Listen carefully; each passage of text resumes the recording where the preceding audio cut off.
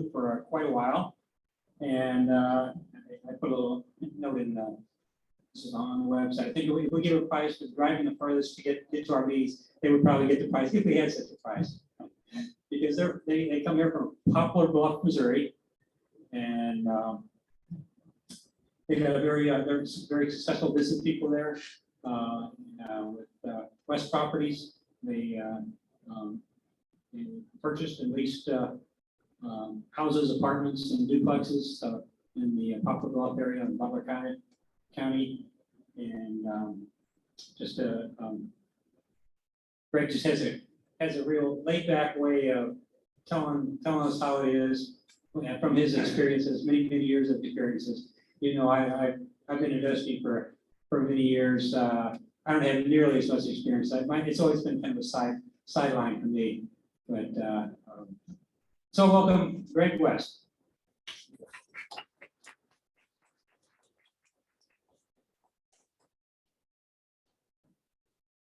Thank you, Lloyd. Well, it's nice to be here in your new facility. It's the first time we've been to it. And I don't know how long we've been a member of the St. Louis STLREIA. I know that I was at a Mr. Landlord convention in St. Louis, and Jim was having y'all's meeting in there. And he's quite the salesman because, you know, like you other real estate investors, you're always looking for a bargain. And of course, the Landlord convention was in July. And so I walked in, Jim was talking about the St. Louis STLREIA, and you can join tonight for half price. Year's half over, I missed that part, but it was great. So we've been here ever since, and met a lot of good people, and we've had a lot of fun coming up. It's about a 2.5 hour drive, but it was always worth it. And meeting the people and things we learned.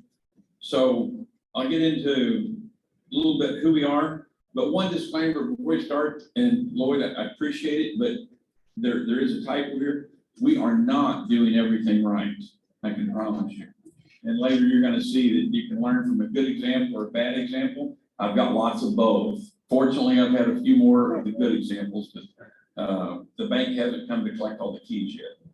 But my wife and I, we started investing around 86 or so. She owned a house before we got married. That's why I married her. You know, I heard she had a lot of money. And so I grew up out in the country. I don't know, you might figure that out. But anyway, where I grew up, there wasn't any paved roads. It was all gravel. So when we rode bicycles, it was tough. So when we moved into town, she lived in a flat part of the area. It was all paved. So I bought a bicycle built for two. And we would drive down to my mom. She lived a few blocks away. And my wife's really sharp. She caught on pretty quick that bike was hard to pedal because she found out somebody else wasn't pedaling. But so anyway, she straightened me out on that for too long. But that's how we started in it. We would drive around the neighborhood and we would see empty, abandoned, empty houses, and then we would find out about them. And of course, this was before internet, so you had to go down to the courthouse, you had to do this and that. A lot harder than it is today, but it worked. We ended up with a bunch of houses in that area, still have most of them. So one of the things we looked at when we first started getting into investing, I had a buddy that he and I were partners. We had Alice and Wes partners, and he taught me a lot because his father was in construction and he came up with a multiplier. Well, I didn't know what a multiplier was, but your real estate salespeople will tell you that if you have a $70,000 house, you should get at least $700 a month rent. Well, we call that a 100 multiplier. We would always look for like a 50 multiplier. So instead of a $70,000 house get 700, we want a $35,000 house that gives 700. Now, obviously, y'all know that that'll pay off a lot faster. But when we got involved with real estate, we were also tickled to get loans for 9%. And you know, the people nowadays, you know, when the loans, I remember calculating that, wow, if I could get a 6% loan, how much more I'd pay my principal every month. You know, I'm hearing people grumble because they're paying 4 and 5 percent, I'm thinking, you people just don't know how good you had it. So anyway, that was one of the things we did was we looked at houses for a multiplier, and we did most of the work ourselves. And then later bought my partner out. One of the things that Lloyd asked me was some of the best decisions and worst decisions I've ever made. Now, I will say this, that I bought some things that are probably terrible, but I've really never lost any money on anything in real estate. Now, the key to that part of that is we were always buy and hold. We've got things that we originally bought back in the early 80s. We just recently started selling some last year because like you're talking about, you step on a piece of property, people want to buy it. And we're wanting to slow down a little bit now. And so we sold several. And so some of the best decisions we made, I can't take credit for these. So if I do find one that I come up with, I'll let you know because there's very few. But one of the places I learned about a lot of stuff was just recently the Mr. Landlord convention that was here in St. Louis last month. And they have an online forum that I highly, highly recommend everybody to go to. They've got a forum that answers all kinds of questions. You can search it back for the last 20 years, and there's all kinds of things. I purchased one of the leases from one of the members of that forum, and on it, one of the things that we had always thought, you know what, if we get a tenant for a year, we're going to win them over, they're going to stay with us. No, that's wrong. You have a few that stay with you, but a lot of them move. So one of the best decisions we made was to make our leases, instead of after 12 months going month to month, it renews automatically after 12 months. And one of the other things that we changed, instead of a 30-day notice to move, we asked for a 60-day notice to move. And that has helped. But then I was reading some things, and I thought, this will never work in Poplar Bluff. There's no way. And they had an early lease termination fee. Well, most common one that I've seen and what we use is a 2-month buyout. So if I'm renting you a $500 property, you're going to give me a $1,000 deposit.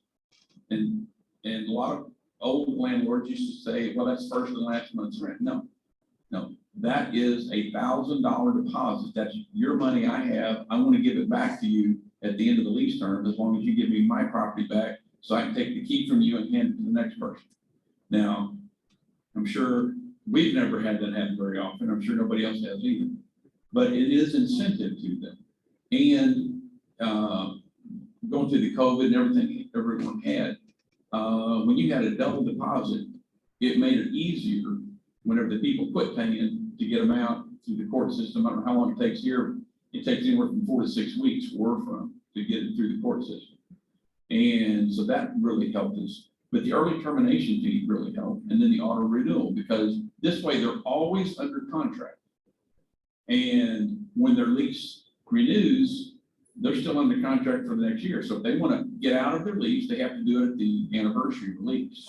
And that's something that we just recently implemented. We've had the early termination fee for a while, and that's really worked.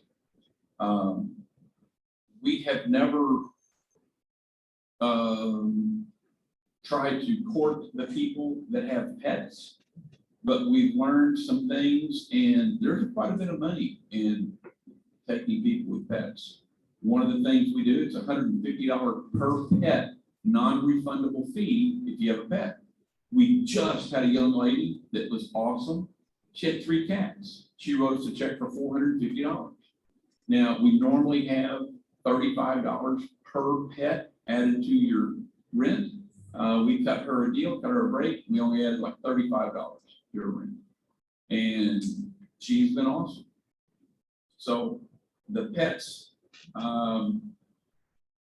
in the right place. I don't want to put pets on anything that's not a hard surface. Hardwood, laminate, click laminate, solid vinyl, something like that. One of the other things that we recently did, and because we were very guilty of when we had a tenant that was long-term, we wouldn't raise the rent. Well, guess what? Your cost of living goes up every year. And so we have people that are very far behind current market rents, especially since they jumped recently. But we just added a COLA, cost of living increase, and we tell people it's approximately 2.9%, and it'll be adjusted annually. Haven't had one tick on that. One of the other things that we learned early on is I've been to court. In fact, my wife dressed me up. These are my going to court overalls because of the Lewis. I've been to court hundreds of times, and I don't enjoy it because you generally don't win. Well, I say you don't win. We do win, but it's hard to collect. And if anybody's got some collection tips, I'll be all ears. But one of the things I was going to say that we learned is in our lease, we put in there that if any portion of this lease is found to be unenforceable or illegal, that does not violate the rest of the terms of the lease. It's a severability clause. And that has come in handy when our lease is pretty well bulletproof after 40 years of messing with it. But that's come in handy when the other party had an attorney and they didn't like something. I said, fine, strike that one piece. The rest of it's still good, because they thought they had a get out of jail free clause if they didn't like something on it. One of the best decisions we made is getting a website. Now, if you don't get a website, I'd recommend you at least get an answering service, because between my wife and I, we lost our property manager just before COVID. She wanted to retire, and I don't blame her. But all the phone calls are routed, I'd say 90% of them to me and then to her. And what we're trying to do is train our tenants to use the website. Now, one of your best friends, folks, beside your phone is the answering machine on your phone. Don't answer the call. Let it go to voicemail. I've probably got, the last time I looked, over 6,000 contacts in here, because everybody that calls me, they all want to tell you their story. Well, if I'm driving, got nothing else to do, I'll listen to it. But you know what? Your time's your most valuable asset. And you don't want to waste it on somebody that is not a prospective tenant, not a good fit for what you're doing. You can also, I don't use this, but you can use Google Voice or get a dedicated phone line. And like I said, you can learn from a good example or a bad example. We have a dedicated phone line, but it is forwarded to my phone. So I get every phone call. I guess I've done it so long, I don't mind it too bad. But, I'm not sure that I can tell you that my buddy that I bought out, he was not cut out for that. He did not want to do that.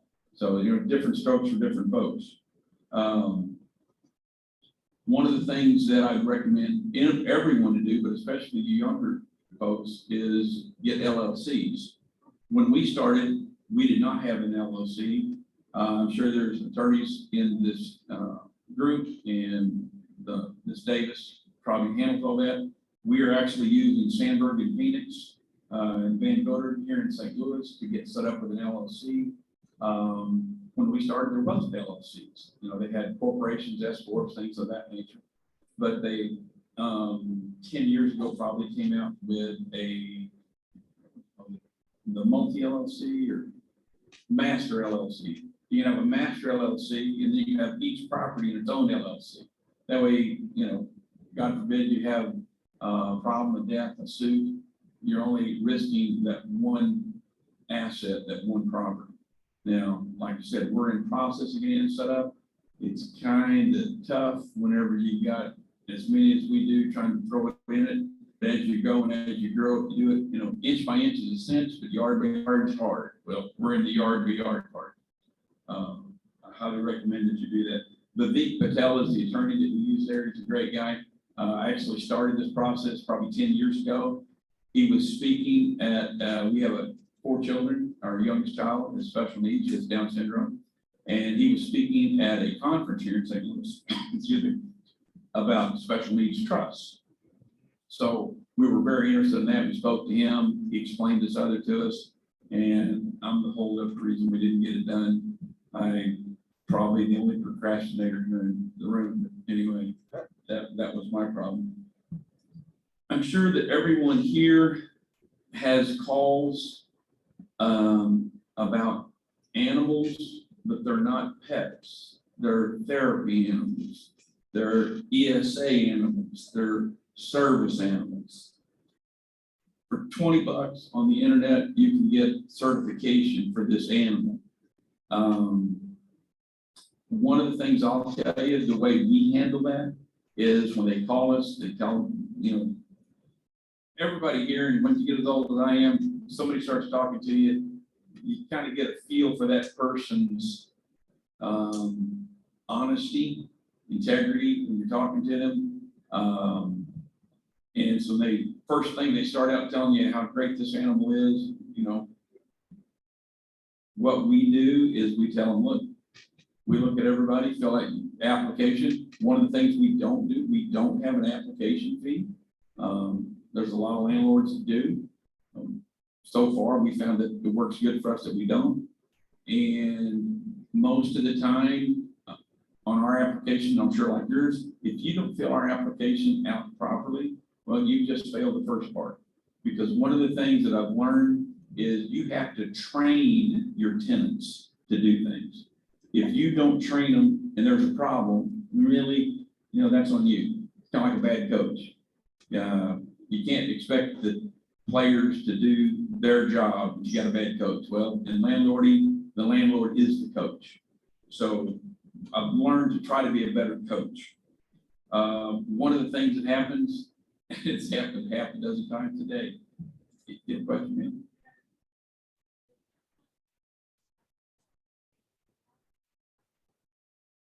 I'm sorry, ma'am, I cannot hear. I'm old and can't hear.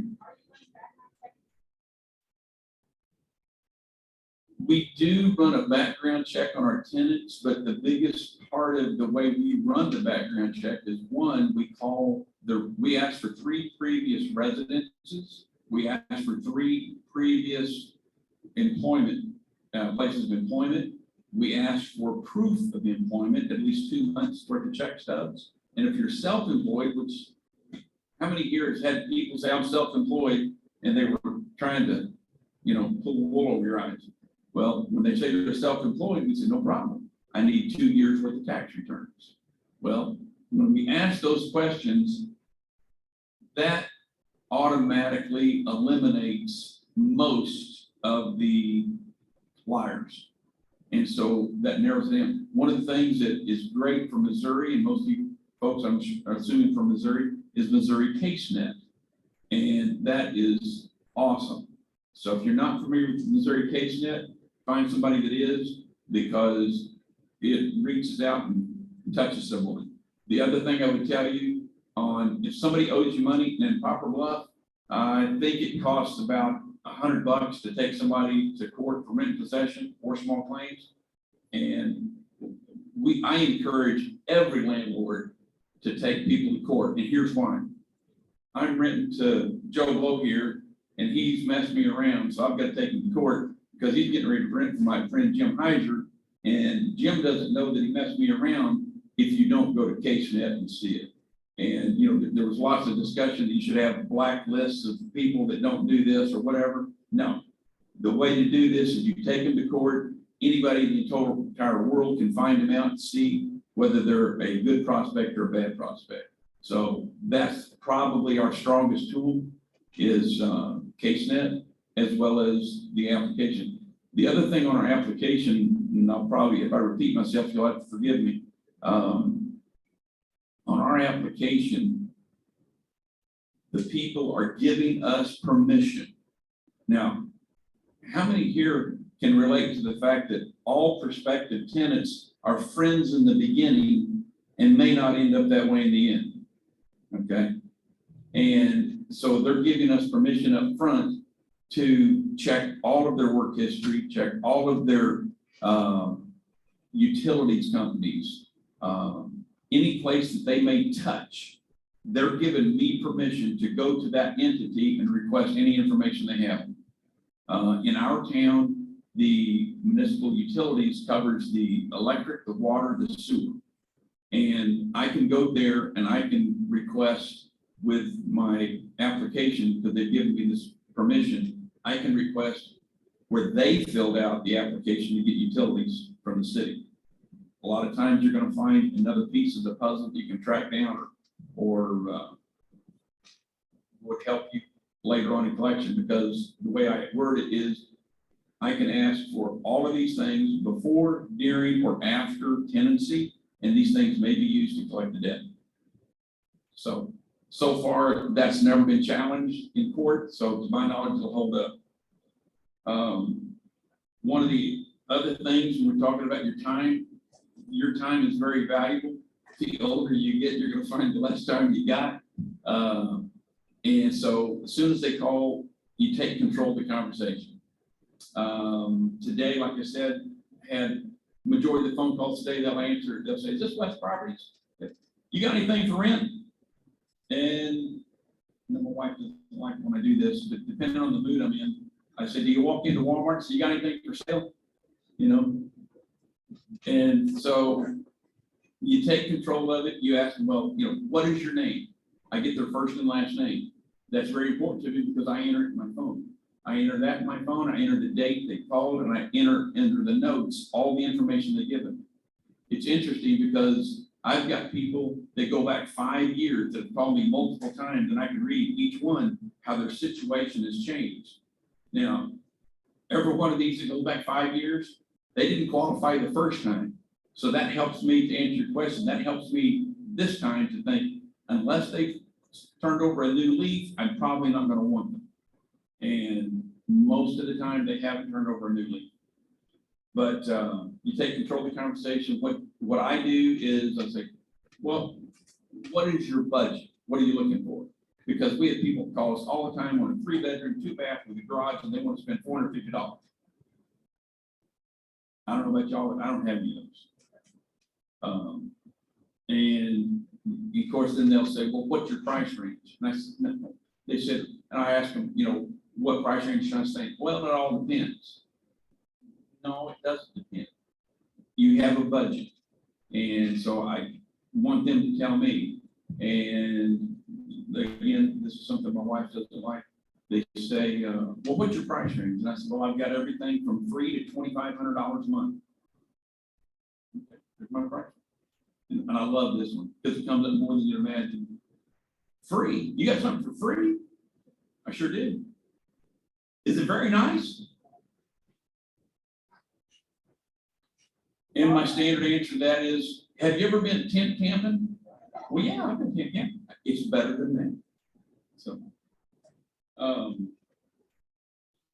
the other, when you take control of the conversation, you ask them what the budget is, what their time frame is. And I always ask, you know, how many people is one that's gotten more important is, are you calling for yourself?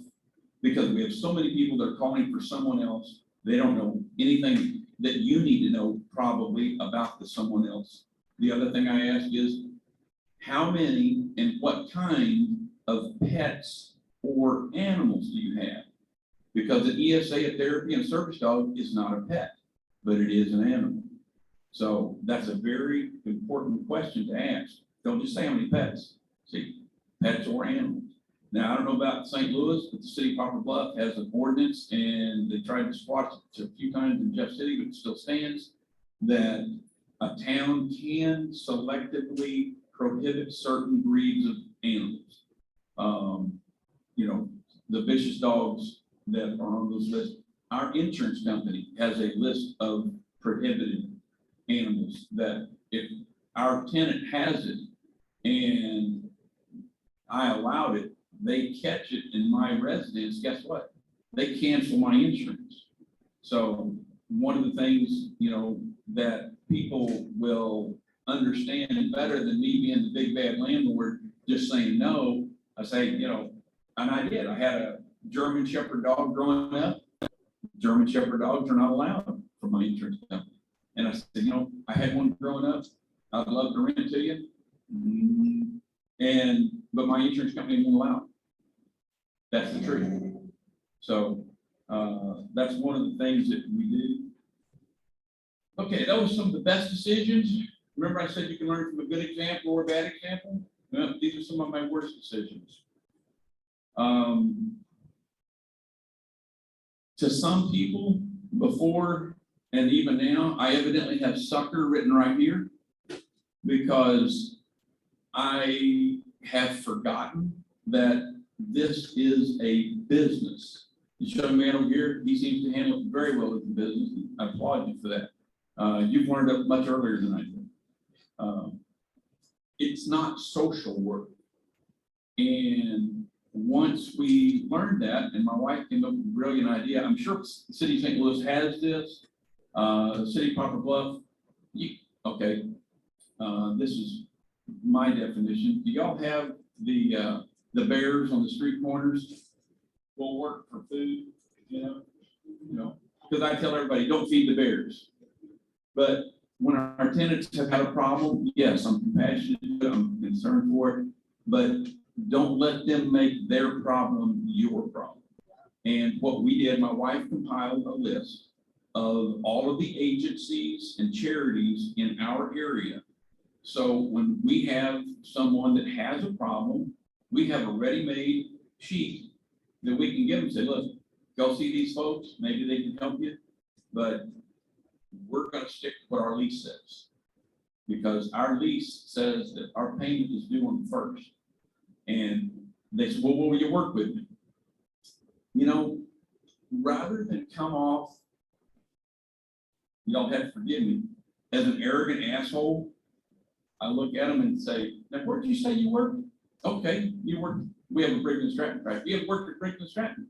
I said, when do you get paid? Well, I get paid every 2 weeks. And I said, well, when you go to the cashier's office, and they say, well, John, you know, you've had a hard time. We can't give you your check today. Can you wait a couple weeks and you work with us? I said, how long are you gonna work there? I quit. Okay, you're paying me rent is my paycheck. And by the way, my banker is looking for me to pay him. When you put it on a personal level, they understand it better. And especially when I'm handing them this sheet of agencies in our town, it helps. So that's one of the things that we did. And, you know, everybody here, don't let them force you to make them your charity. I want to pick my own charities. My wife came up with that. I don't want it to be forced upon me that they're the charity. This one, you've read this before. I didn't invent this at all, and I'm guilty of it today. Do not rent to family, friends, or employees. Do not do that. Take it from me. I have had some successes in that, but I've had more failures than I have successes because it changes the dynamics of your relationship with that person, whether they're your family, whether they're your friend, whether they're your employee. It changes the dynamics. Now, I will say this, the ones that I was successful with, and am successful with, and this is gonna sound bad, but consider the source.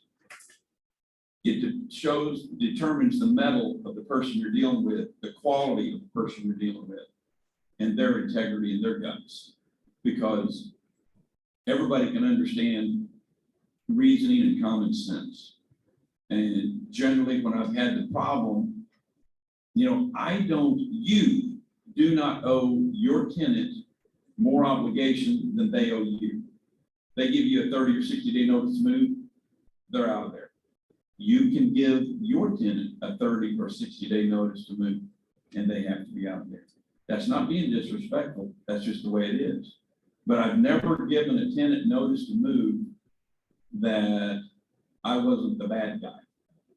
I'm in the middle of that right now. Anybody here change air filters for your tenants? That's a smart move. We don't do that, but we had a lady call us last week, having a problem with the refrigerator. We went over there. She moved in 17. Yep, her air filter was dated 17 because it was the air filter we put in, because we date every air filter and we tell our tenants to date every air filter. Well, needless to say, there's a domino effect. Now her heat and air system is still working, but it was new when she moved in. Okay. And the refrigerator gave her a problem because there was only about 1 inch of dust covering every coil on that refrigerator. So she has caused damage, but you try to convince a tenant that caused damage. The best way I've tried to do that is, you know what? You smoke 2 packs of cigarettes a day all your life. Don't be surprised you get lung cancer or problems. You drive your car, you got it brand new, you drive it 100,000 miles, you never change the air filter, you never change the oil. Don't be surprised you got problems. Now that they can relate to, but you telling them that not changing the air filter and not cleaning things is a problem, they still don't relate to it, but that's the way I try to relate to them.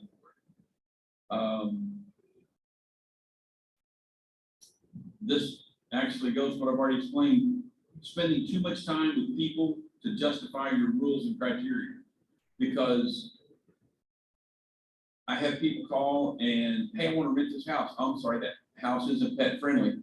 Oh, but my fee is, stop right there, take control of the conversation. So I'm sorry. And you know, this particular case, I'm sorry, I just rented the last pet friendly I had last week. But check back on my website and we have a pet friendly tab. Check on it. Be happy to. They said, can you call me? I said, look, I'd love to call you, but anybody here is a fan of Dirty Harry? I am. Dirty Harry says a man's got to know his limitations. Well, if I promise somebody to call him for that, I'm probably going to forget it, so I'm not going to promise it to you, but I don't want to fail what I tell you that I'm going to do. One of the biggest problems we had too, like I said, worst decisions, not evolving with technology. What was it they said? iPhone's 15 years old now? That, you guys see that in the paper or something recently? iPhone's 15? Not iPhone 15, but 15 years old. I didn't get a smartphone for a long time. I didn't realize that I can take care of almost my entire business using this phone and email that I can get through the phone. One of the things, how many here, and if you have a smaller number, it's easier and you can put a cast and iron property. How many here go around and collect your rent? Nobody? Good for you. Good for you. We use ACH. There's Clear now. You probably have a vendor here that does it. Your local bank may do it. It's a great service. I think our bank charges like $35 a month, and then it's like 50 cents per unit that they draw. Not a percentage or anything else, just a flat fee. And I think we've got 50% or better of people that do that because checks get lost in the mail, they're delayed, all the above. Our ACH, you know, we have them draw on the 1st, the 3rd, and the 5th. 2 days after that, we get the money in the bank, unless it's bounced. But we have much fewer bouncing that than we do checks or just late pays or non-pays. One of the biggest problems that I will admit to is not attending education seminars like the STLREIA or the Mr. Landlord Convention. There's a ton of ideas there that people are willing to share. And because here's the thing, you people right here are head and shoulders above your competition, in my opinion, because you're here to learn, you're here to improve your process, work smarter, not harder. And not attending education seminar, I know I can do this. You know what? The very first Mr. Landlord convention I walked into, Mr. Jeffrey Taylor, I was late. And it's hard to imagine me being late, I'm sure. But I walked in, and just as I walked in, he said a phrase that I never forget. Whenever you have to go over and repair a tenant's house, or they paid late and there's a late fee we have a $10 a day late fee. So if they mail their check and it's late, guess what? There's late fees. Well, we have it in the contract that when you pay me, and you say, like, you're paying July rent, but yet you were late on June rent, and you didn't pay, you know, for us coming over and unclogging your toilet, you've got X number of dollars that we're deducting out of this payment. And you've already agreed to it in the contract. Now, that goes back to where I'm telling you, you train your tenants. The ones you can't train, you don't want them to be your tenants. You want them to be your competition's tenants. They're gonna live somewhere, but you don't want them. You got enough headaches. I don't know about y'all. I got more headaches than I can touch. Another of my worst decisions, Vince, when I started off, I was paying 9% interest. When the interest got down to like, I was paying 3%, it was like, oh my gosh, Christmas every day. So I went out and I bought more houses than me and my crews could rehab in the time frame that I should have done, because my theory was, and it was the right decision at the time, was I can pay the interest on that house for a year or two because I'm buying it so cheap and I'm paying so little on interest. And that would have worked. One of my mentors, wonderful man, he's gone now, he told me, and he was a contractor, and he said, Greg, I've never made a mistake in my life. Now, I really knew this man, and he's not the kind to boast, brag, or do anything like that. So he could see the puzzled look on my face, and he just kind of grinned because he knew he was baiting me. I said, okay, Willard, explain. He said, every decision you've ever made, was it not the best choice you could make at that time with the information you had at hand? I said, yeah. He said, well, you've never made a mistake either. Well, those houses I thought was such a good deal, and have turned out they were. I haven't lost any money on any of them. Haven't made any money on some of them, but haven't lost. I don't know if you guys have this problem much here, but in southeast Missouri, there's a lot of people that live by no visible means of support. Well, I can tell you one of the ways they support that lifestyle is they break into my houses, they rip out anything that is copper and sell it. And they rip out the central heat and air system. So I've got several houses that are sitting and have been sitting because of this problem. So that's where I'm biting off more than I can chew. If I had had someone in there, I thought it would be better. So one of the ways I learned that, okay, don't do that. So I thought, you know what? That's where the rent rate from 0 to 2,500 comes in. Had a local business call me, this is Greg, we've got a guy that really needs some help, he needs a place to stay. And he was in pitiful shape. He talked to me, he said, man, I've been living on the banks of the Black River and the mosquitoes are about to eat me alive. And I said, well, guess what? I got a place better than Kent Camp. He said, it's got water and electric. And we had just done a $2,000 upgrade to the electricity so that the power could be turned on in the city. And that gentleman repaid my kindness by removing every piece of copper in that house. So be careful what you do and who you choose to do it for. Goes back to one of the things I was saying about my lease. I call them, my wife and I call them, somebody calls up Winsors. Like somebody says, yeah, I've been working at this place for 3 years. Well, that sounds good. And then we look them up on CaseNet. When they owe their last landlord an unpaid judgment. Well, I don't know what the story is on that. So that's a Windsor. So, yeah, you know what? They work there. I'll go ahead and rent to them. Well, that's bending my rules. And I generally I am the one paying when I bend my rules. The rules were there for a reason. The stop sign out there is there for reasons. You don't run over and kill somebody or hit another car. So I've never been disappointed when I followed my rules. I've been disappointed plenty of times when I've ignored them or bent them. And that goes in, like I said before, don't let these people's problems become your problem. In our tenure, we have had deaths, suicides, murder-suicides, all the above. And, you know, it's really hard when you've got grieving family to deal with them, but I'm telling you, you need a fixed, good set of rules to follow. Because if you don't, you'll end up with a problem. You can be compassionate, you can be understanding, but you still have to have rules. It's no different than, the police officer or the people at Walmart.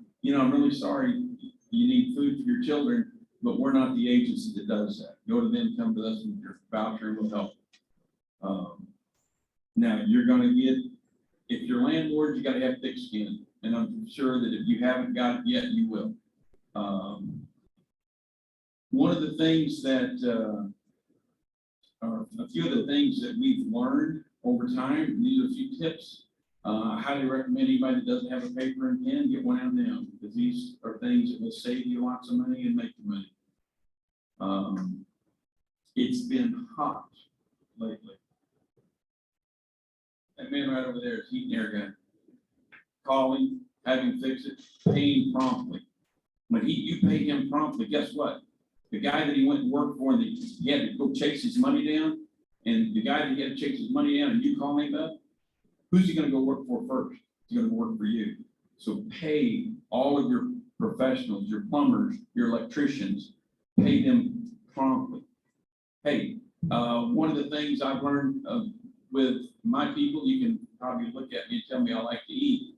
So what we'll do is we'll buy lunch for them and their crew at different restaurants around town or whatever. There's one place just south of us, it's actually a indoor gun shooting range, and they have the Caliber Cafe there. My wife doesn't like banana pudding, but she likes this lady's banana pudding. I wish I could have brought some for everybody. It's the best you'll ever have. If you're ever in Bluff, I'll buy you some. One of the things, how many people here don't use master keys? Okay, I'm hoping that you don't have to carry around a set of keys like the janitor at my school did, because that's very inefficient and time wasting. There is a new product out by Quickset that we started using. Now, the other thing I'll tell you on that too, do not use entry locks. Use only deadbolts. A deadbolt with a passage. Here's why. Your tenant can't lock themselves out accidentally. You have to have the key to lock or unlock the door. Unless, of course, they go out the garage door and close the garage door behind them, left the keys inside. Or the most common call we get now is they've lost their keys after they've left the house. But the Quickset has what's called a smart key system, where you don't have to have a locksmith. We have all those tools. We've got the rekey kit and the pins, the tumblers, the springs. I can tell you right now, it's doable, but it's a lot of work. You have a Quickset smart key system. You walk up to it, in less than 20 seconds, it's rekeyed. Now, here's the beauty of the new Quickset lock, and I can't tell you what it's called other than I call it a Landlord lock. Your deadbolt it's got a bigger face, because what it is, the outside trim on this face rotates. Down at the bottom, there's a silver or gold cylinder that the tenant's key fits in. And then you rotate this to the top cylinder, and it's a black cylinder. Now, the beauty about this is both of these cylinders are smart key cylinders. So in my case, I've got employees, let's say one of them quits and turns out he might have been shaky or whatever. Guess what? I can rekey to a new master key in the same amount of time. The only problem is I got to go to every lock to do it. Now, we do not have all the new style locks and everything, because we have the old system. We had to change the pins and tumblers. It's called the Titan system. There's different systems out there in the market. But I personally have experience with the Quickset Landlord lock system, and I have yet to have one fail me, yet. And that's a really neat system. You can, I'm thinking that the deadbolt is like $35, maybe $40. Get it at your local hardware store. But then you are your own locksmith, and having master keys is wonderful. Now, I will tell you this, and I'm guilty of it. I've done this, and my guys have too. In fact, it happened yesterday. when you rotate this cylinder around, in the black cylinder, guess what? When the tenant walks up, their key won't fit in it. There's different grooves in their key than the landlord key. And so we had a lady call and she was just hysterical. She couldn't get in her house. And all of the landlord keys are brass colored. And so, and they, like I said, they have different grooves here. But this is my master key for all of those. And then the old style lock, there's my master key for it. I don't carry a bunch of keys in. We actually rotate all of our units between 25 different key numbers. So if we've got a 10-unit complex, there's no key number the same. And we rotate between every tenant too. Now, that is a sales point you need to make to your tenants, is because in this day and age, and even before, everybody wants to feel safe. Well, you know what? I want them to be safe because I want them to stay with me a long time. That goes to one of the things we do for sliding glass doors. You know, people are funny. Well, this lock on this isn't very good. So we cut a piece of wood, a dowel rod, whatever. You drop it in the slot. Guess what? That door won't open. Now, don't go to the next step like I've done before and make the same mistake I've done and say, you know what? I can still get in that. All I got to do is go there and pick up a rock. Well, don't do that. Just put the stick in the door and call it good. The other thing that we had just happened this last week was windows. The old casement windows come up and down. The locks on them, you can reach outside with the butter knife and open them. Put a, you know, you have a square window and a square window top.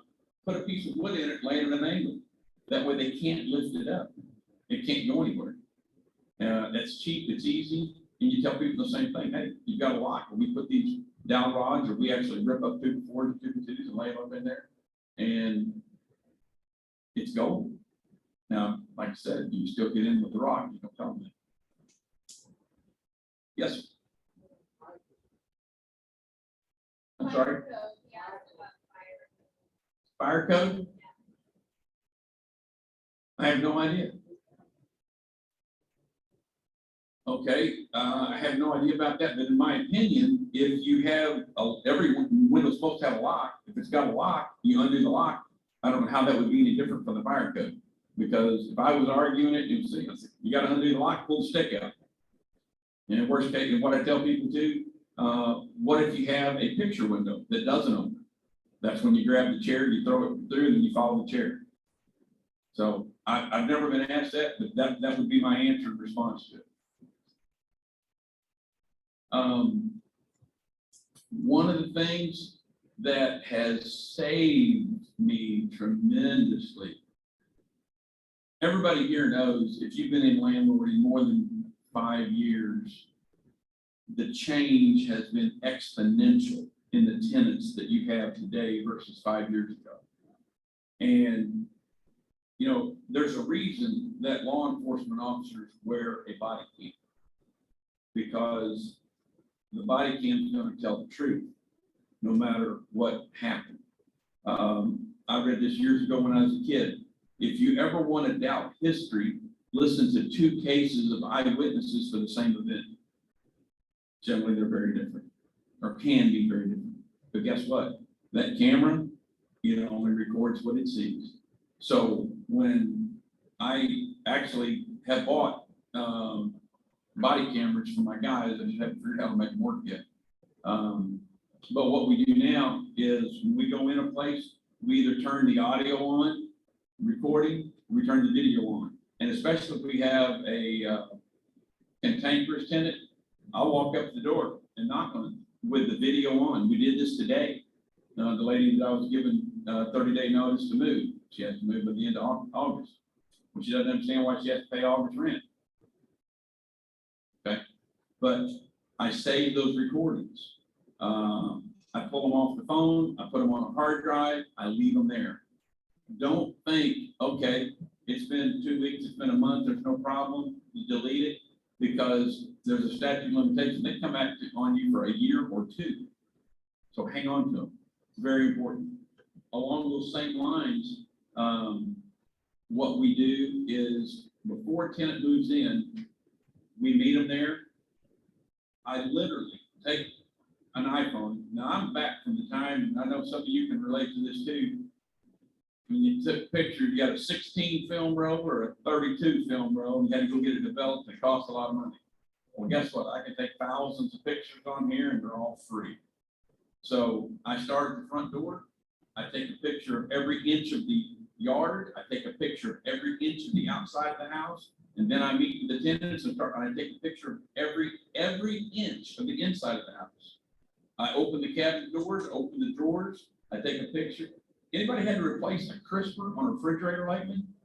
Those crisper doors are like $70 a piece. And the tenant says, oh, that was busted when I move in.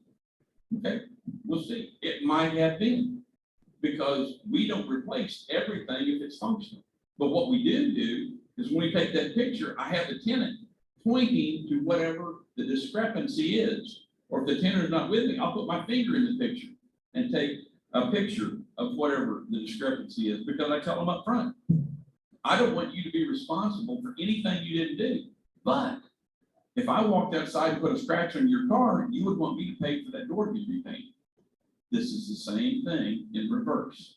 So the pictures have saved me tremendously. Something else, I don't know how it happens up here, probably worse. We provide all the stoves and fridges in our units, some of the microwaves, sometimes the washer and dryer, but generally we rent the washer and dryer to them.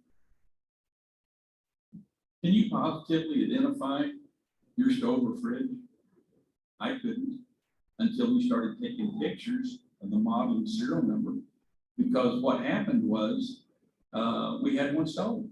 Called the police. The police came down and said, that's a domestic problem. They didn't even talk to me. But if I can provide them the model, the serial number, and the picture of that unit, guess what? It's now become a crime. It's not my problem, it's their problem. Now I'm never going to hear anything or get anything, but at least I've done my part. But it's also helpful too when the tenant calls and says, hey, I got a problem with this or whatever. We don't have to go on site. We know what it is. We'll say their door gasket's bad. We've already got the information. Go to Amazon, go to Google, type it in. We repair most of our appliances ourselves, unless it's major, because it's easy now to get the parts. And if you got this information in front of you, it just makes it that much simpler.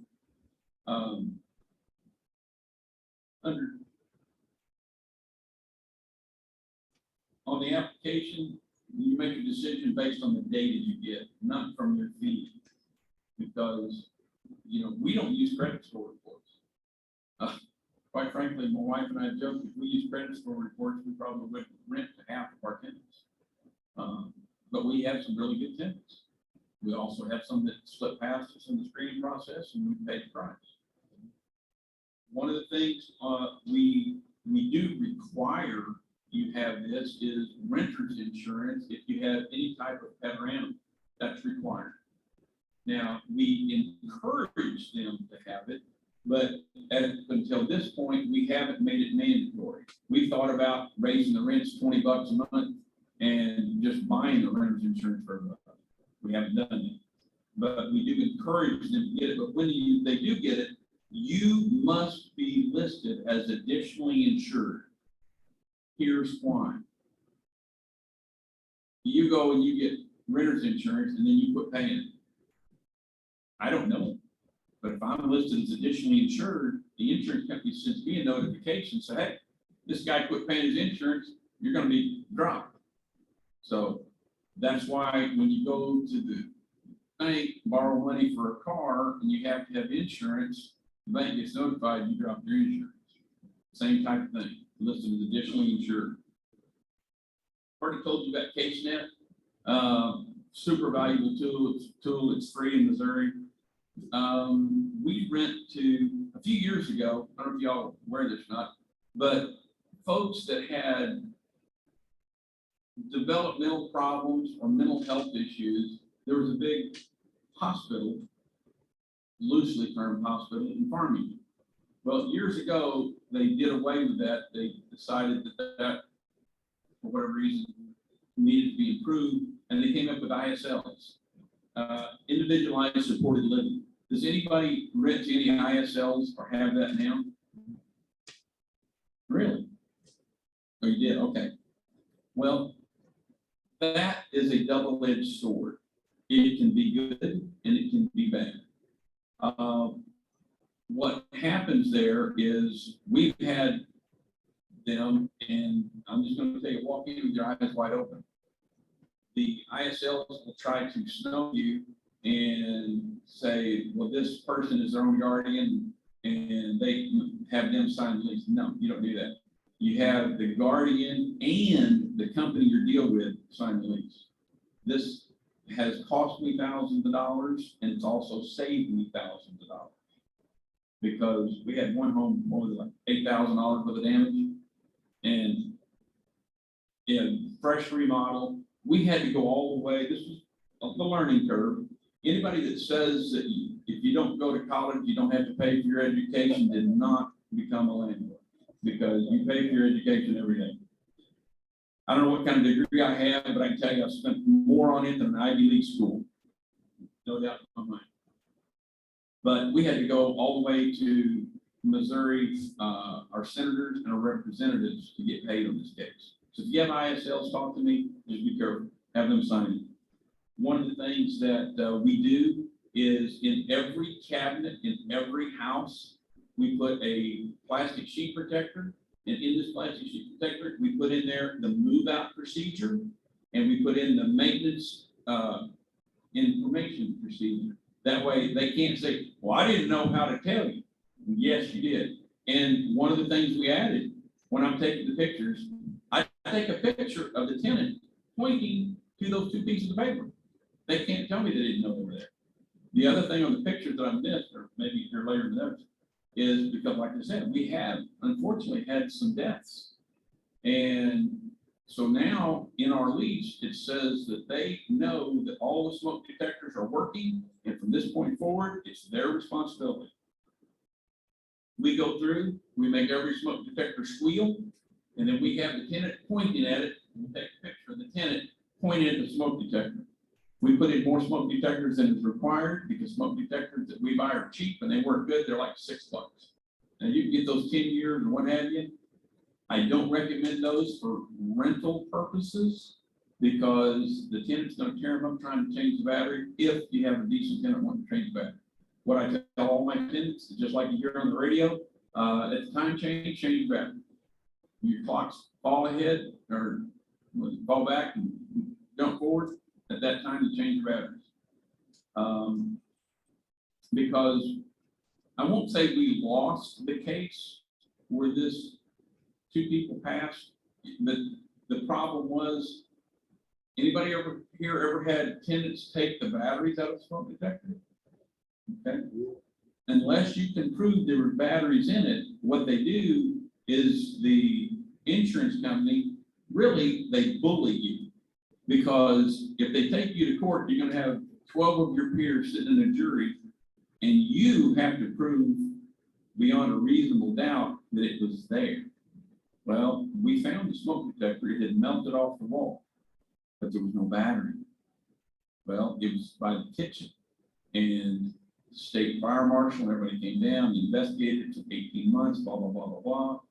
And there was no findings where the point of origin was 6 feet from any electrical appliance, but they still got a full payout from my insurance company. They settled out of court for the maximum liability coverage I had. And that, quite frankly, made me angry, because I didn't cause the fire, and it couldn't be attributed to me. And this lady, I talked to the previous landlord, and it made no difference. But this lady was known to have candles all over her house. Well, where this point of origin of the fire was, there was an intake. I've been in the house before. Never really noticed the candles, but my opinion, a candle started it. But guess what? If you can't prove it, and it didn't write it down, it didn't happen. Been to court too many times. You can't prove it, it didn't happen. But anyway, we posted the cabinets, move out procedure, maintenance procedure, garbage disposal, how to, what to do and what not to do. And like I said, we take pictures of them. It's smoke detectors. We also, on our website, we have a FAQ, frequently asked questions. And I've started building that library. Anybody here ever been called because there wasn't any power in the bathroom? And the tenant didn't know how to reset the GCFI? Well, I've got that on my website. I've also got on my website, my key doesn't fit in my lock, okay? Rotate that landlord deadbolt to fit.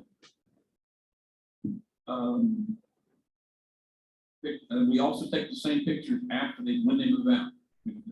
One of my guys took pictures today. We've got to move in tomorrow. And like I said, we store those. It eliminates any argument. No different than whenever I walk up to what I think is going to be a problem tenant. And especially if we will not enter a unit if there's only children there. No way, no how. Never have had a problem with that, but I don't want to invite a problem. And we have the video on and all because a few years ago, one of my guys is great, in fact, he was retired highway patrol. He went into a unit to repair something, and there was a female in there that was inappropriately dressed, and he turned around and walked out. The good news was we didn't have anything come of that, but if we have the body cams on, guess what? It's going to cover our tail and maybe show hers.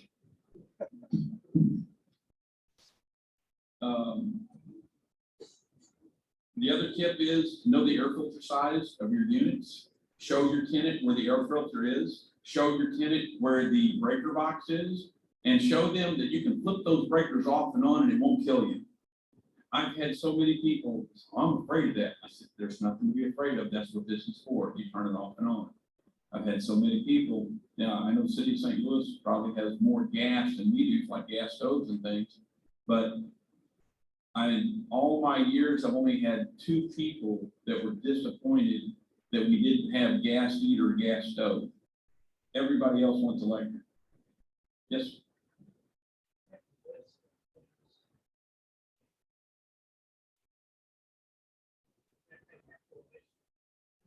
That is excellent. The way I do that is I tell them, if you didn't eat it and it's not toilet paper, it don't go down the toilet. So I do the same thing, only differently. One of the things, oh yes, sir. A little louder, I'm sorry.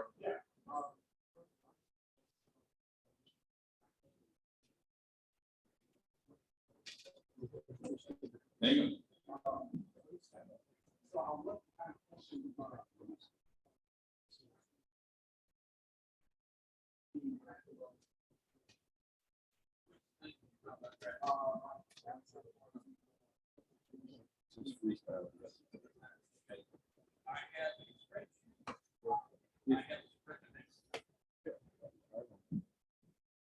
There's multiple ways to do it.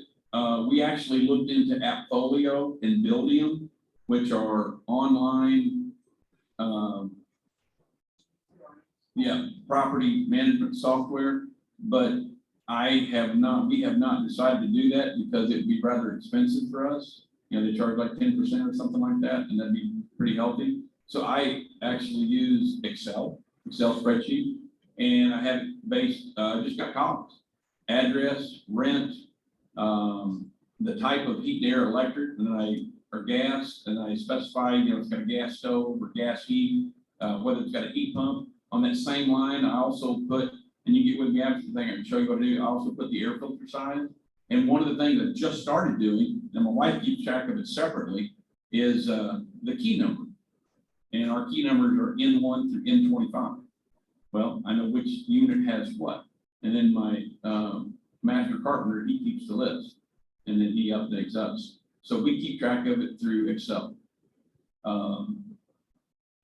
There may be an easier way, but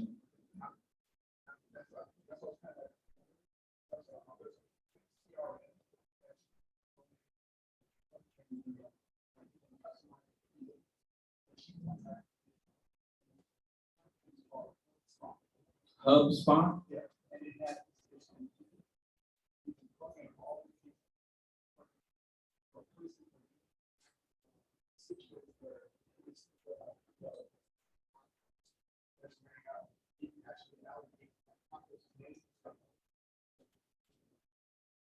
Okay. Well, that's it. I've never heard of that. Hey, like I said, folks, I learn something new every day. If you don't, you're behind. Yes, ma'am.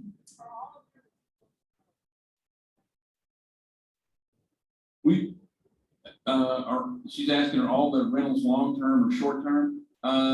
We strive for just the long-term, but now we have played with the, like travel nurses. We've played with fully furnished units.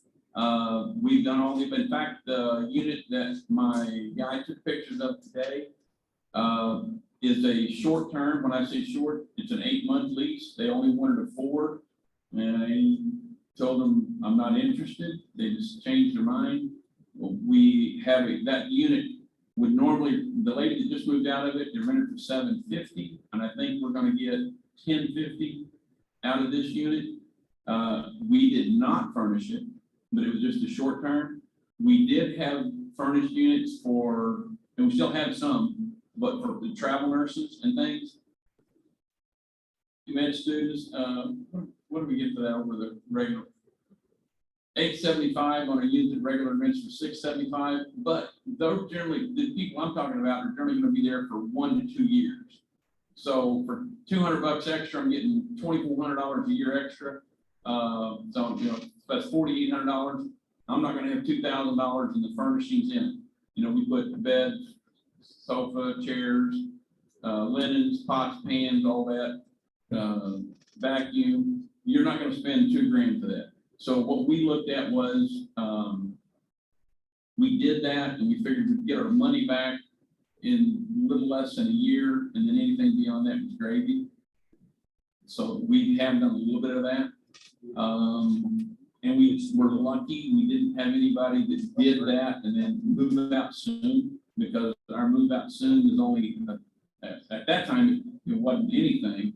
Well, at one time you had to pay all 12 months. If you signed up for 12 months, you paid me for 12 months. And then our competition dictated that we had to change that. And I think we now have a 2-month buyout to do that. But yeah, we've done a little bit of that. And that works well. But then you have the problem, you got to store that stuff somewhere whenever they move out. And you got to have the manpower to move it in and move it out. Now, we're blessed enough that we've got, well, when they show up, we have several guys, and it makes it a lot easier.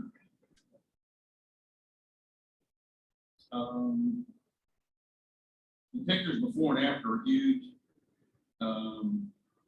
One of the places that I got a lot of information is up in Columbia, Missouri, a place called Scott Law Firm.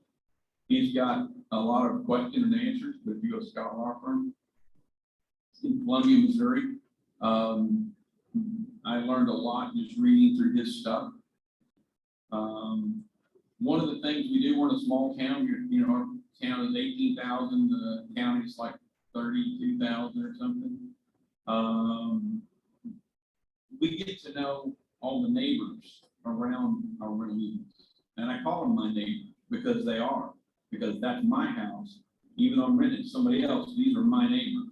And when I meet my neighbors, I tell them, I say, look, I'm renting this house. If you have a problem with this tenant, I want to know about it. Because I don't want my tenant to cause my neighbors a problem. Well, when my neighbors, what I've just done is I've vested my neighbor's interest in my property. Because we all know that if they never even notice they're there, well, guess what? They're probably not tearing up my place. If they have a problem and they call me up, say, hey, Greg, this guy down here, 211 Midlands, raising hell. We'll go down there and check it out. Well, guess what? That can save me thousands of dollars. I create goodwill with all my neighbors. And it's just a good network to have. I also enter every neighbor in my phone. And the way I do it, I put WP neighbor, West Property neighbor. I put the address, and then I put their name. That way I put their address. So when I get a call, I instantly know for someone I've already recorded who it is and what. So it works really well. HUD, Section 8, we sure do. On the way up here, I got a call on the way up here. They were calling, what do you have for rent? Well, I'm gonna tell you right now, here's how you deal with that and not waste time. The first thing you ask them is, because we don't pay utilities, the first thing you ask them is, what is your voucher for a house or an apartment, because they're two different rates, where you pay all utilities? If they can't answer that, you politely tell them, call me back when you get that information. And I tell them where to get our applications and all that, because a lot of times, well, we're getting calls. This one lady was from Florida on the way up here, and she didn't know SWAT. Well, why should I waste my time telling her something that's not going to be her any good anyway? But yes, we have a lot of Section 8 tenants, and just like all of our other tenants, we've had good and bad in both of us. So, but yeah, Section 8's a good program. Properly run.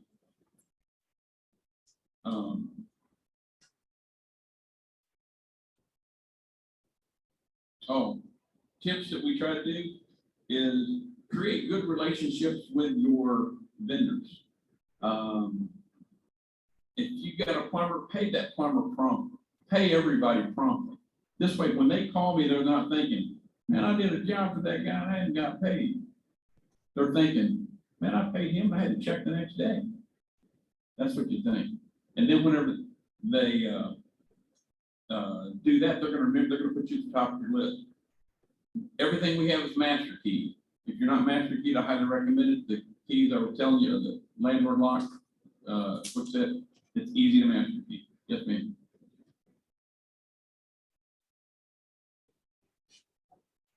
You're gonna have to be louder, ma'am. I'm sorry, I'm getting old.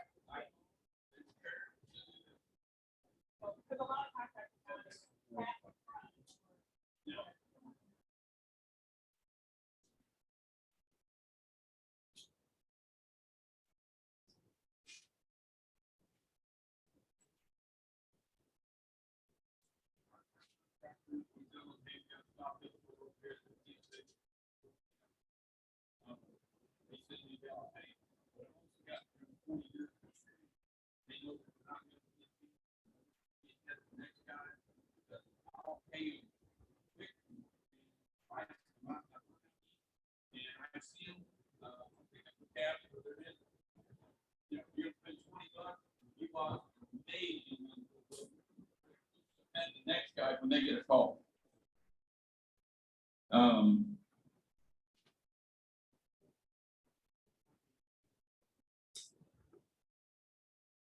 No, but there's a copy of the application. There's supposed to be a copy of Lease up there, and there will be, but it's not there right now.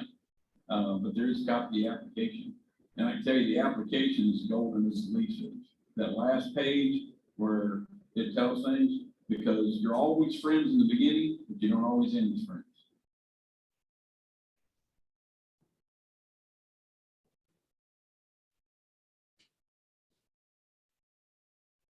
Oh, Vivek Patel, he's the St. Louis attorney that we're using for our LLC stuff. He's here in St. Louis. He's with Goldland or something. Phoenix what? Phoenix Sandburn. They're good guys. They do a good job. Am I running out of time? No, yeah, we're almost done here on this. We've got a lot of units. I try to limit our face-to-face with tenants. Just like I'm telling you, we take calls, and you're going to identify the prospective tenant that's difficult. You know, just be careful what you say. And what I mean by that is you treat everybody the same. Whenever they call you, say, hey, fill out your application, be happy to take a look at it. That's what I'm in business for, is to provide housing. Leave it at that. And then when you do your due diligence, look them up on Missouri CaseNet, call their previous landlord. If you denied them, you better have a good reason to deny them. Okay, in this litigious age of our society, you better be on top of your game. There it is, applications based on data, not what you think about it. Renter's insurance, always have, if they have a pet, additionally insured, okay, sorry about that. That's the reason she's here. She's a smart one. CaseNet, use CaseNet, Missouri CaseNet.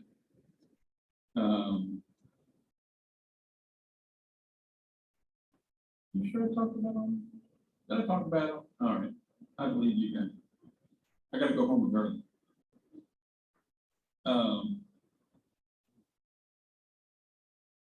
One of the things that we're working on is a consent judgment. Now, anybody that's ever taken somebody to court and the other person doesn't show up, you get a consent judgment. Okay, because they're not there to defend themselves. The judge looks at them and says, well, they're not here. I order you, you're the winner. That doesn't go into effect for like, I don't know, 10 days or something. Then it's golden, you go garnish their paycheck or whatever if you can find it. What we're coming up with and trying to get through to our judges, St. Louis has this. In fact, you guys are the ones that inspired us. St. Louis has a consent judgment where Lloyd's my tenant. He agrees he owes me $500. We walk up in front of the judge with the paper we've already filled out, West Property and Lloyd, and he owes me $500. Judge looks at it, says, you agree with this? You agree with this? Yep. I've been working on it for 2 years to get it in Butler County. I don't know why it hasn't happened. It makes the judge's job a lot easier, and it's a wonderful thing. My wife says, West Property motto: pay your rent on time, take care of the property, be a good neighbor. That's what we tell people. And when that happens, we get along good.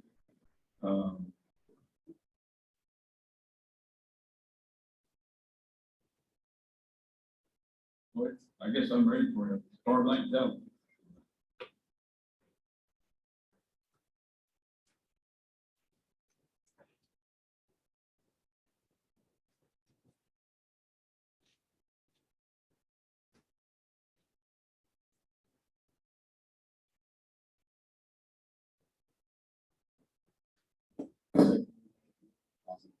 For the pets, I'd recommend going to petscreening.com. It's a third-party company. Oh, And really? they'll do all the verification for you. It's free for service animals. It might take some time for them to get back to you to confirm that documentation is accurate. But it's free for landlords. Tenants pay at least $15 or $20 to create a profile on there if it's not in the ESA. Well, that's awesome. I've never heard of that. That would be great, because the way it is at this day and time for us, anybody can call an animal service animal. And the only way I knew to debunk the service animal that was legal was to ask them, what service do they perform? Because if they can't answer that, it's not a service animal. Also wanted to ask, what are your requirements? We have a 4-page application. You can go to our website and you can print it out. Basically, we ask for the last 3 jobs they've had, the last 3 places they've rented from, how many people are going to be living there, their names, their full names, and yeah.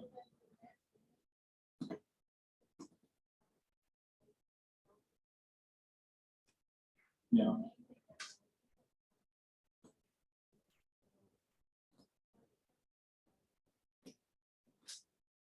What she said was that we require, if it's a $500 property, you use $1,500 a month rent. We prefer more. We've actually been successful with people that had less, but that's very uncommon. Anybody here that's ever taken many people to court knows you cannot get a judgment on somebody that draws Social Security, disability. You got to be working, earn money, or have assets to be able to garnish them or get them. The other thing is, 18 or older has to be on the lease. oh yeah, 18 or older in Missouri is an adult. you have to fill an application, you have to sign my contract. Because we've had scenarios where the parents were deadbeats, but they still love their kid. So when I threatened to take him to court, I said, your kid's gonna get the same judgment you are, do you really want to start him out that way? The case that Greg's thinking about, both of the parents made extremely good money, they just did not want to pay their rent. And they wouldn't pay their rent until the leverage was used on the children, unfortunately. And if I'm not mistaken, they had money that required to garnish or get.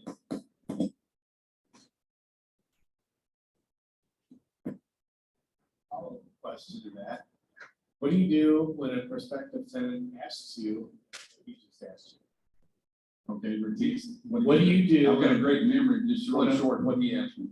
Well, what are your qualifications, sir? Fill out my application. We got a 4-page application and that's where I leave. And what I do is, if they don't fill it out properly, guess what? They don't qualify. So you just direct them to your website or the I direct them to the website, or I direct them to our business. We have soda machines outside that we have papers mounted on. And I'm gonna tell you right now, my lease is pretty good. I bought it from Brad 20,000 on MrLandlord.com. I modified it. I think the lease was $200. I modified it to fit us. But I'm telling you now, everybody here is welcome to a free copy of my application. It's on my website, rentpvmo.com. And I can tell you right now, that's a $10,000 application.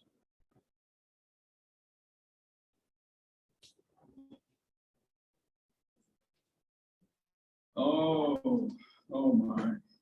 That's where I'm gonna tell you, do as I say, not as I do. And I'm not blowing smoke, folks. I have lost hundreds of thousands of dollars by listening to sob stories and, okay, go along. No. Look, you're pointing out some of my really flaws. No. If they don't, if I had the time, because she and I are the only ones to do this. If I had the time, if they don't pay me by the 10th, if I don't have their money by the 10th, you need to start the process. Absolutely, because I've got $10 a day late fee. My judge has already told me that if it ever comes push to shove, he's not gonna award me $10 a day. He might award 5, but he won't award 10. The good news is, I've never not been awarded that, because generally, knucklehead here waited so long to file against them, they were gone, didn't show up and didn't care, and very seldom did I ever collect on some of those that I really went.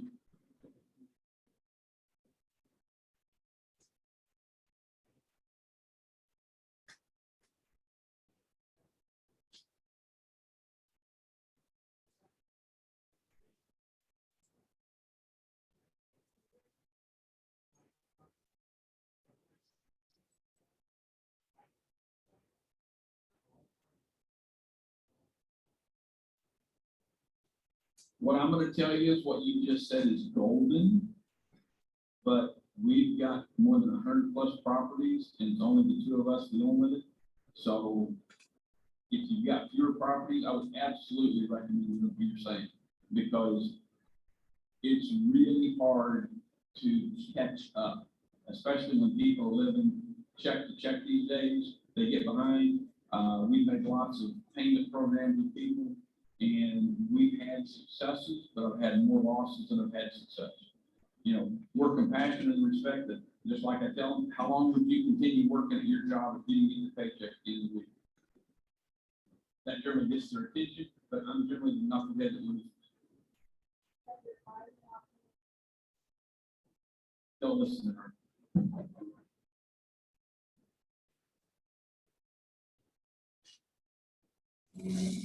I have 2 questions. First of all, about traveling nurses. How long have you been doing that, and is that a big part of your business? We've been doing travel nurses probably 5 years, a little longer. The travel nurses that we've dealt with we have a 100% success rate with, because you're generally dealing with a quality person that has a good job. And at one time, the way we actually got started with travel nurses, is I got a call from a very personable guy. What's the name of the company? But anyway, and he was convincing me, because he had called, we're a small area, we've got 17,000 people in our town, 42,000 in our county. We're probably the largest landlord in the county. And he was very personal on the phone. He said, look, oh, that's what it was, they were building our hospital. And he said, look, we'll rent these from you, we're responsible for it. If they do damage, we'll pay for it. And that's how we got started. But he needed fully furnished units, so that means we had to go out and purchase beds, sheets, everything for a unit. And that's where I'm telling you, we spend less than $2,000 for the unit to furnish it. But then you got to store that stuff when they're gone, or sell it, or whatever. And there for a while, for several years, we did quite a few. We had at least 5 furnished. I think we had more than that. And the premium on that was at least double rent. Something rented for $750, you got $1,500 out of it. 600 got 1,200 out of it, depending on what it was. And it was very profitable because you're generally dealing with a higher class of clientele. Thank you. And that's right, they're working, they're rarely there because they're making the money to do that. And when referring to older children, 18 years old plus, I do have a problem. I have sexually, I do have a problem with moving in. It's in our lease that the only people that are allowed there are on the lease. I have had problems with people moving in also. In fact, I've got one going right now, y'all in Covington Meadows. It's hard to prove they live there unless the easiest way to prove it, and without having to put a camera up or a neighbor see them, is you can go to your post office. I forgot what it's called a proof of delivery, proof of address, something, and you can put that in there, and this way it proves if they've got mail there, the courts say they live there. So I've used that before. So if you age out, or if you become 18 and get a job, you still want them on the lease. Anybody that's 18 or older, you're absolutely right. I want them on the lease because just like my wife was telling you, that one couple that made a lot of money, the only reason we got paid is because we had their son on the lease and it was going to look bad on him. It was going to be on his permanent record. There's going to be a judgment against him. Maybe a satisfied judgment, but these people were smart enough. They didn't want to put a stumbling block in the way of their child.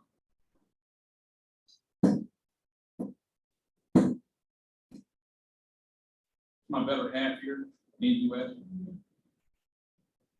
In Missouri, if someone is in a property living with someone else as a visitor for 14 days, then they are an established resident.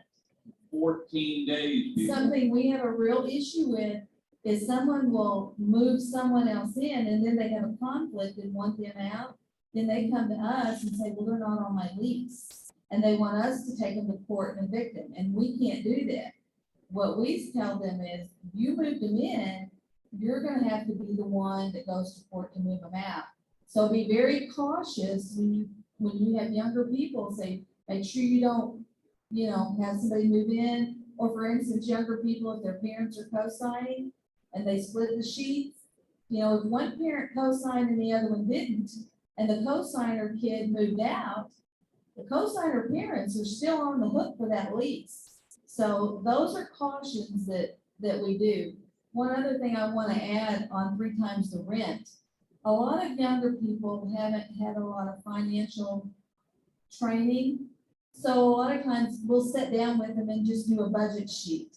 Because even though they might make enough for the rent, if they've got $100 cell phone bill and $100 dish bill and a $500 car payment, when it comes down to it, what's left, that $800 If you divide that by 3, they're not gonna be able to afford that $600 property. So it takes time on the front loading side, it'll save you money in the end, or maybe you can show them a property that's in their budget.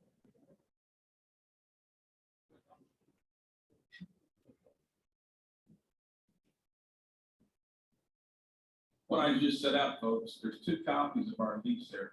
Everybody here, I'm sure, has a smartphone. What I recommend you do, you can get that off my website, but come up and take a picture of each page. What I'm telling you, the golden nugget is page 4, where they sign, where it goes through all the lists of people that I can contact to try to chase you down. And we've lost thousands and thousands of dollars. I've got thousands of dollars of judgments where I can't find the people. And I got news for you. Judgment, you think 10 years doesn't go by very fast, but we've been doing it now for close to 40. So if you don't get the judge, and you can redo the judgment one time, but you can't collect it 20 years, shame on you. So that means shame on me, I haven't done that. But you got a lot of people out there like that. Oh, has anybody done the safer COVID relief stuff? I highly recommend that, highly recommend that. We've done that several times, and you can get before, during, and after relief, and it will help you. It will help you. Lay that out, son, and you take a picture of each page. That's what I'd recommend you do. Yes, ma'am.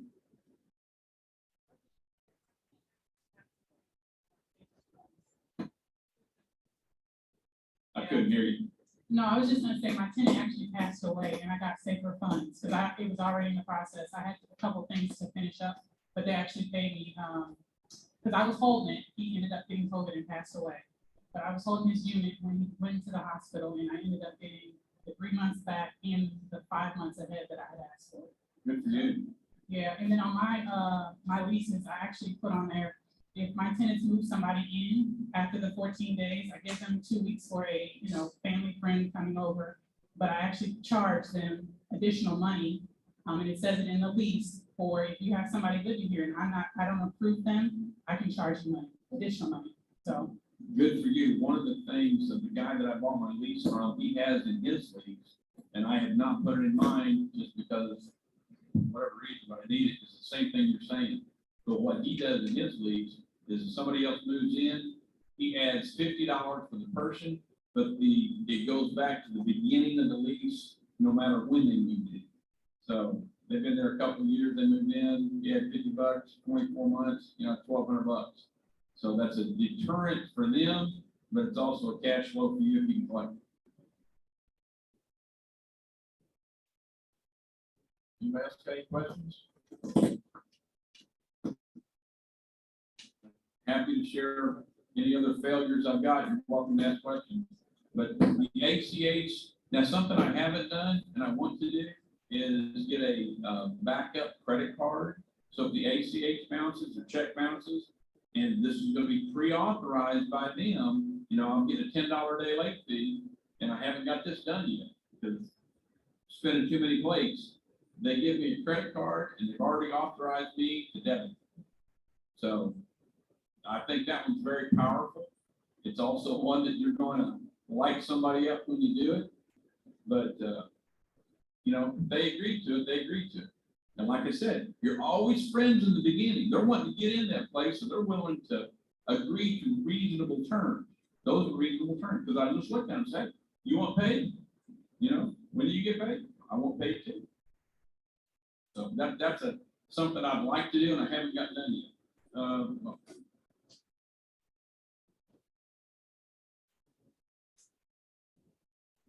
Who's doing the showings? I'm sorry, Who conducts the showings? you're looking at the one you're right here. Yeah. I was gonna recommend Tenant Turner.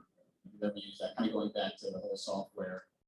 Thing, but if you guys want to try that, it's really helpful. You can put all of your listings online, and then the prospects go through a pre-qualification, and they select 3 times to actually view the property. All you have to do is confirm one of those 3 times, and then meet them there. It's very hands-off. No, It that's costs awesome. them, I don't know what it costs, but. That's awesome. One of the things that I've read about a lot of people do too is lockbox showings. And How risky, And to be honest with you, yeah, in our neighborhood, we have a high poverty rate in our neighborhood. Yeah, I agree, just to start that relationship.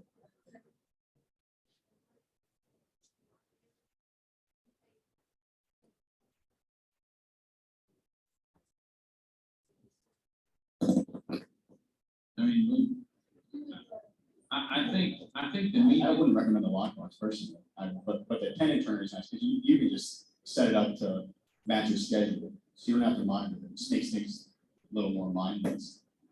yeah,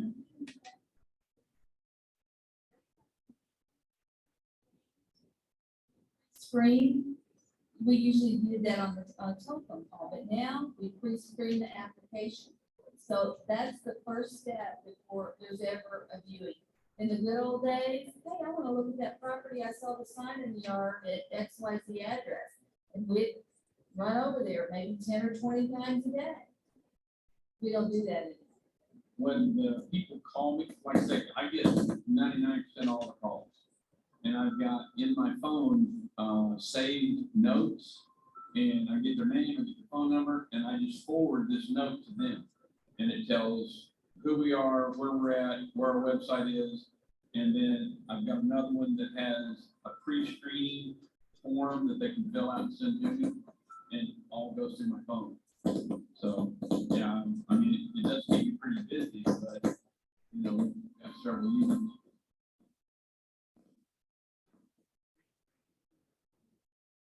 The pre-screening is actually through my phone. It's just questions I've got in the notes, and like 10 things I ask. And I tell them that this is not the application, this is the next step before the application. And a lot of people, you guys know, disqualify themselves immediately. You know, one of the things that's a huge red flag for us is they start telling me how bad hydro properties are, you know. And, you know, because the very next person they call, man, you can't believe how bad West Properties is. So.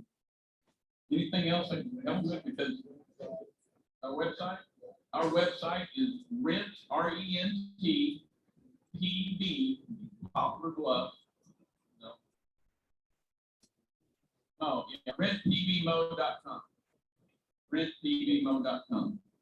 And you can get a copy of our lease on there. I'm sorry, application. Yes, sir.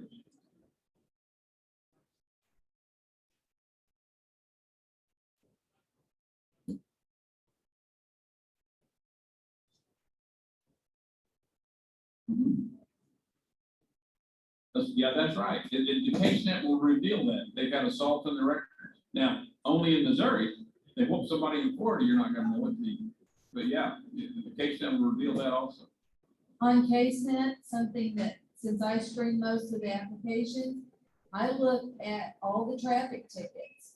Because if you have somebody that has an inordinate amount of traffic tickets, whether it's speeding over 15 miles an hour or, you know, God forbid, DUIs, that costs money and that costs lawyers. Because everybody's paying somebody to get it off their record.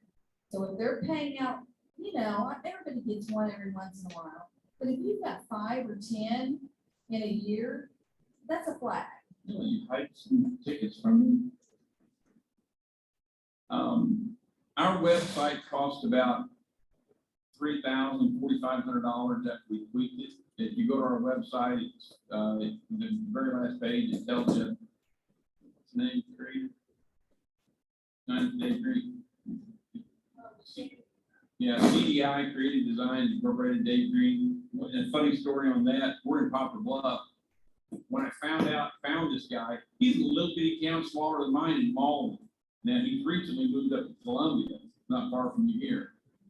Anybody who wants to get a website, he is awesome to deal. I've never met him to this day. And then the turkey moved up here to Columbia. You know, he and I were supposed to go out to eat. Great guy. He's got different websites that he creates them. Super easy to deal with. I will tell you this, the website saved my life because everything is coming to the phone. Now, if you call my phone, I choose not to answer it, it directs you to my website. If you choose not to use the website, I also make a notation that this may be a hard to deal with tenant that may not be trainable. And, you know, so it's very, very helpful. Really, yeah. Any other questions anybody I can help with, confused?